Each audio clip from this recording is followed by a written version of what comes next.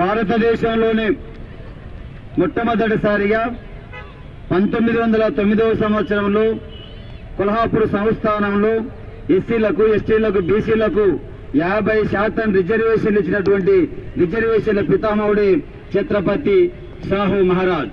ఛత్రపతి సాహు మహారాజ్ అంటేనే ఈ దేశంలో ఒక గొప్పైనటువంటి సంస్కరణవాది. ఎందుకంటే ఈ దేశం ఉన్నటువంటి బహుజనులందరూ చదువుదారని సమాజం మార్పు చెందుతాయని నమ్మినటువంటి గొప్పైన వ్యక్తి. తన రాజ్యంలో ప్రతి గ్రామంలో పాఠశాల ఏర్పాటు చేసినటువంటి విద్యా ప్రదాత ఛత్రపతి సాహు మహారాజ్. అదేవిధంగా జోగిని వ్యవస్థ, బస్సుని వ్యవస్థ, దేవదాస్ వ్యవస్థ, అంటరానితనం నిర్మూలన చేసినటువంటి గొప్పైన వ్యక్తి. దాంతో పాటుగా ఈ సమాజం ఉన్నటువంటి ప్రతి కులం చదువుకోవాలంటే వాళ్ళకి ఆర్థికంగా ఉండదు కాబట్టి ప్రతి కులాన్ని కూడా హాస్టల్ ఏర్పాటు చేయనటువంటి గొప్ప వ్యక్తి ఛత్రపతి సాహు మహారాజ్. అదేవిధంగా బాబాసాహెబ్ అంబేద్కర్ ఇతర దేశాల్లో చదువుకున్న సందర్భంలో ఆయనకు ఆర్థిక సహాయం చేసినటువంటి వ్యక్తి. అదేవిధంగా బాబాసాహెబ్ అంబేద్కర్ పత్రిక పెట్టినప్పుడు కూడా ఆ పత్రిక సహాయశాఖలు అందించినటువంటి గొప్ప వ్యక్తి. దాంతో పాటుగా మన మహాత్మా జ్యోతిబావు ఫులే ఆశయాలను ముందుకు తీసుకుపోతూ మహాత్మా జ్యోతిబావు చూసినటువంటి మార్గాన్ని అన్వేషణ చేసినటువంటి గొప్ప వ్యక్తి ఛత్రపతి సాహు మహారాజ్. అందుకోసము చదవాలి, ఎదగాలి. ఆయన నమ్మినటువంటి సిద్ధాంతం ఏంటంటే అజ్ఞానాంధకారం ఉన్నటువంటి బహుజనులందరూ కూడా జ్ఞానం వైపు రావాలంటే అందరూ చదవాలి, అందరూ ఎదగాలన్నటువంటి నమ్మినటువంటి గొప్పైన వ్యక్తి ఛత్రపతి సాహు మహారాజు.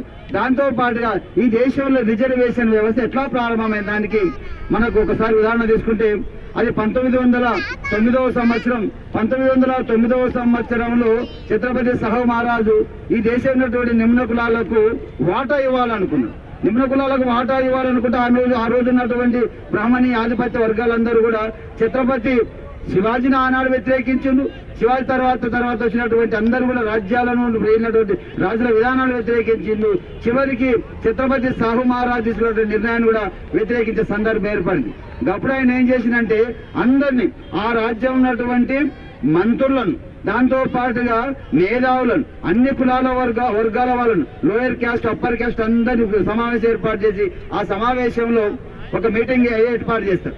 ఆ మీటింగ్ ప్రధాన ఉద్దేశం ఏంటంటే నా రాజ్యం ఉన్నటువంటి కొల్హాపూర్ సంస్థలు ఉన్నటువంటి వర్గాలకు రిజర్వేషన్లు ఇవ్వాలా వద్దని నిర్ణయం తీసుకోవడానికి ఆ సమావేశ ప్రధాన ఉద్దేశం. ఆ సమావేశంలో ఏం చేసిందంటే ఒక బలిసిన గుర్రాన్ని, ఒక బక్క గుర్రాన్ని తీసుకుంటారు. బలిసిన గుర్రాన్ని, బక్క గుర్రాన్ని తీసుకొని అల్లంత దూరంలో ఒకే బుట్టలో దాన ఏర్పాటు చేస్తారు. దాన ఏర్పాటు చేసిన తర్వాత ఆ బుట్ట దగ్గరికి 2 బలిసిన గుర్రం, పక్క గుర్రం తీసుకుపోతారు. మళ్ళీ రాజు దగ్గరికి తీసుకుపోతారు, రాజు దగ్గరికి తీసుకుపోతారు. చివరికి ఏం చేసిందంటే అంటే అక్కడ దాన ఉందని ఆ బలిసిన గుర్రానికి, పక్క గుర్రానికి ఆశ చూపిస్తారు. తర్వాత ఏం చేయాలి, రాజు ఇక గుర్రాలను వదులుతున్నా అని చెప్తారు. ఆ గుర్రాలు వదిలిపోయి అల్లంత దూరం ఉన్నటువంటి గంపలో ఉన్నటువంటి దానాన్ని వేస్తా ఉన్నాయి. ఎట్లయినా బలవంతుడుగానే ఉంటాడు. ఆ బలిసిన గుర్రం పోయి మొత్తం దానం తింటా ఉంటది. ఈ బలహీనమైన గుర్రము ఆ దానం తినడానికి పోతే ఆ గంప దగ్గరికి పోతే తన కాళ్ళతోన తంటది, అల్లంతా అది బలిసిన గుర్రం దూరంగా వెళ్ళిపోతుంది. బలిసిన గుర్రము బాగా తిన్న తర్వాత తన కడుపు నింపుకున్న తర్వాత పక్కకి వెళ్ళిపోతుంది. ఆ గంపలో ఉన్నటువంటి మిగిలినటువంటి దానను, కింద పడినటువంటి దానను ఆ బలహీనమైన గుర్రం తినడానికి ప్రయత్నం చేస్తుంది. ఓ పెద్దలారా చూసిన ఆ సన్నివేశాన్ని చెప్తాడు. ఓహో చూసినాం, బలవంతుడిగానే ఉంటాడు, జ్ఞానవంతుడిగానే ఉంటాడు, రాజుగానే ఉంటాడు కాబట్టి మేము బలమైన గుర్రానికి మద్దతు ఇస్తామని అక్కడ సమావేశం ఉన్నటువంటి అప్పర్ క్యాస్టులు అందరూ ఆ బలమైన గుర్రానికి మద్దతు ఇస్తారు. కొంతమంది ఏం చేస్తే అయ్యా ఒక తల్లి ఏం చేస్తుందంటే బలమైన కొడుకుకు, బలహీనమైన కొడుకుకి ఏం చేస్తుందంటే బలమైన కొడుకుకు కడుపున తిండి పెడుతుంది. దాంతో పాటుగా బలహీనమైన కొడుకును బలవంతులుగా మార్చడానికి తల్లి ప్రయత్నం ఎట్లా చేస్తుందో నా రాజ్యంలో కూడా ఆ బలహీనమైన గుర్రాన్ని బలవంతమైన బాగా బలిచేటట్టు ఏర్పాటు చేయాలి. దానికి దాన పెట్టాలంటే ఒకే గంప నిండా దాన పెడితే బలమైన గుర్రం మొత్తం దాన తినదు కాబట్టి బలహీన గుర్రానికి సపరేట్ పెడితే బాగుంటుందనే ఉద్దేశం నాకు అనిపించింది. కాబట్టి మనకు వాటా ఇస్తా, 2 గంపలు ఏర్పాటు చేస్తా. ఈ గంపలు ఎంత దానం ఉంది ఆ గంపలు అంతే దానం చేస్తా. బలహీనమైన గుర్రానికి 1 గంప పెడతా, బలమైన గుర్రానికి 1 గంప పెడతా నా నిర్ణయం అని చెప్తారు రాజు ఛత్రపతి సాహు మహారాజ్. అక్కడ ఉన్న చాలా మంది ఒప్పుకోరు. ప్రధానంగా తన రాజ్యం ఉన్నటువంటి అప్పర్ క్యాస్టుల్లో సాహు మహారాజు విధానాన్ని వ్యతిరేకిస్తారు. చాలా మంది కొంతమంది ఏం చేస్తుంటే బలహీనమైన గుర్రం కూడా రాజు మంచి నిర్ణయం తీసుకుని సపర్లు కొడతారు. ఆయన ఒకటే చెప్తాడు, రాజుగా నేను నిర్ణయం తీసుకున్నా కాబట్టి రెండు గంపల్లో సరిసమానమైన దాన్ని ఎట్లా ఏర్పాటు చేసినో నా రాజ్యంలో ఛత్రపతి వీర శివాజీ యొక్క మనవణ్ణి ఈ ఛత్రపతి సాహు మహారాజును నేను తీసుకున్న నిర్ణయం ఏంటంటే నా రాజ్యంలో బలహీన వర్గాలకు ఎస్టీలకు బీసీలకు నేను 50% రిజర్వేషన్లు ఇస్తున్నా. నా నిర్ణయాన్ని ఎవరైనా వ్యతిరేకిస్తే నా రాజ్యం నుంచి వెళ్ళిపోవాల్సిందిగా నేను ఇప్పుడే హుకుమత్ జారీ చేస్తానని చెప్పినటువంటి గొప్పైన వ్యక్తి ఛత్రపతి సాహు మహారాజ్. దేశంలో రిజర్వేషన్ వ్యవస్థ గట్లా ప్రారంభమైంది. బాబాసాహెబ్ అంబేద్కర్ రాజ్యాంగం రాస్తున్న సందర్భంలో కూడా ఎస్సీ ఎస్టీలకు రిజర్వేషన్లు ఇవ్వాలని సంకల్పించి రిజర్వేషన్లు వచ్చినాయి. బీసీలో కూడా రిజర్వేషన్లు ఇవ్వాలన్న సందర్భంలో బీసీ మేధావులు పిలిచి రండి మీ వాటా మీరు తీసుకున్నారంటే అప్పుడు ఎవరు ఉన్న దృష్ట్యా చివరికి మండల కమిషన్ రూపంలో బీసీలకు రిజర్వేషన్ కూడా వచ్చింది. నిజంగా ఈ దేశంలో ఎస్సీలకు కానీ ఎస్సీలకు కానీ బీసీలకు కానీ రిజర్వేషన్ లేకుంటే ఈ దేశంలో ఉన్నటువంటి బలహీన వర్గాలు ఇంకా అల్లంత దూరంలో అజ్ఞానాంధకారంలో ఉండేవాళ్ళు సోదరులారా. అందుకోసం మనం అందరూ కూడా మన వాటా మనకు కావాలని డిమాండ్ చేస్తా ఉన్నాం. చివరికి ఏం చెప్పేదంటే ఈ దేశంలో ఎవడెంత మందిలో వానికంత వాటా కావాలి, ఎవడెంత మందిలో వానికంత వాటా తీసుకున్నప్పుడే సమాన్యాయం జరుగుతుందని మన ఛత్రపతి సాహు మహారాజు ఆ రోజులో చెప్పింది. నేను ఈ రోజు 50% రిజర్వేషన్లు ఇస్తా ఉన్నా, కానీ భవిష్యత్తులో ఎవరి జనాభా ఎంత ఉందో అంత వాటా తీసుకోవాల్సిందిగా నేను కోరుతా ఉన్నానని తన రాజ్యంలో మొట్టమొదటిసారిగా ప్రకటించినటువంటి గొప్పైన వ్యక్తి ఛత్రపతి సాహు మహారాజ్. అందుకోసం ఆయన జోగిన్ వ్యవస్థ, బస్సుల వ్యవస్థ, దేవదాస్ ఈ వ్యవస్థలను నడిపేటోళ్ళు ఎవరంటే, ఈ వ్యవస్థను ప్రోత్సహించేటోళ్ళు ఎవరంటే ప్రధానంగా ఎస్సీలు. జోగిని వ్యవస్థ, బస్సుల వ్యవస్థను ఆ రూపంలో ఆ కుంపటిలోకి నొప్పినటువంటి వ్యక్తి అప్పర్ క్యాస్టులు. కాబట్టి నేను ఈ విధానాన్ని వ్యతిరేకిస్తున్నా. ఓ దళిత బహుజన వర్గాలారా మీరంతా చదువుకోండి. మనకి ఎందుకంటే జ్ఞాన మార్గం చూపినటువంటి చదువుల తల్లి సావిత్రిబాయి పూలు ఉంది, జల్ఖారిబాయి ఉంది, ఝాన్సీ లక్ష్మీబాయి ఉంది. దాంతో పాటుగా చాలా మంది ఉన్నారు. కాబట్టి మహాత్మా జ్యోతిబా పూలే స్థాపించినటువంటి విధానాలు ప్రతి ఊరికి ఒక మన పాఠశాల ఏర్పాటు చేయండి. కాబట్టి నేను కూడా ఇప్పటి నుంచి పాఠశాలతో పాటు హాస్టల్ను కూడా ఏర్పాటు చేస్తా ఉన్నా. అందరూ చదవాలి, అందరూ ఎదగాలని చెప్పినటువంటి గొప్ప వ్యక్తి ఛత్రపతి సాహు మహారాజ్. చదవాలి రాయన్ని ఆటంకాలు వచ్చిన, ఎదగాలి రాయన్ని ఇబ్బందులు వచ్చిన, చదవాలి రా ఎన్ని ఆటంకాలు వచ్చిన, ఎదగాలి రా ఎన్ని ఇబ్బందులు వచ్చిన, అంటరాని కులములో పుట్టిన అంబేద్కరులు, అమెరికను ఏలిన అబ్రహము లింకనులు, అణువస్త్ర రూపకర్త అబ్దుల్ కలాం వలె, మనిషిని జ్ఞానిగా మార్చిన మహాశేడు మార్క్స్ వలె, చదవాలిరా ఎన్ని ఆటంకాలు వచ్చిన, ఎదగాలిరా ఎన్ని ఇబ్బందులు వచ్చిన, చదవాలిరా ఎన్ని ఆటంకాలు వచ్చిన, ఎదగాలిరా ఎన్ని ఇబ్బందులు వచ్చిన. అందుకోసం పెద్దలారా, జ్ఞానులారా, అదేవిధంగా సమాజాన్ని ప్రభావితం చేసేటువంటి మహామేధావులారా, ఈ సమాజాన్ని మార్చేది ఒక చదివే. కాబట్టి ఆ చదువును ప్రోత్సహించినటువంటి ఎందరో మహానుభావులు ఈ దేశంలో ఉన్నారు. కాబట్టి ఆ కోపకు సంబంధించినటువంటి వ్యక్తి ఛత్రపతి సాహు మహారాజ్. కాబట్టి ఆ సాహు మహారాజుని ఆశయాలు ముందు తీసుకుపోవాలంటే ప్రతి ఒక్క వ్యక్తి చదవాలి.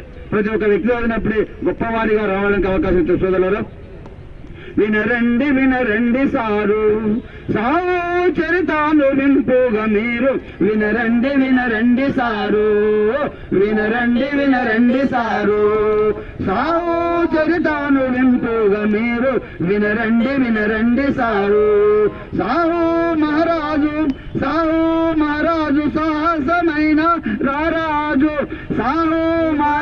సాహసమైన రారాజు, సకల జనులకు రే రాజు, సంస్కరణ తెచ్చిన వ్యక్తి చరిత, వినరండి సారు సాహు చరితాను వింపుగా మీరు, వినరండి సారు.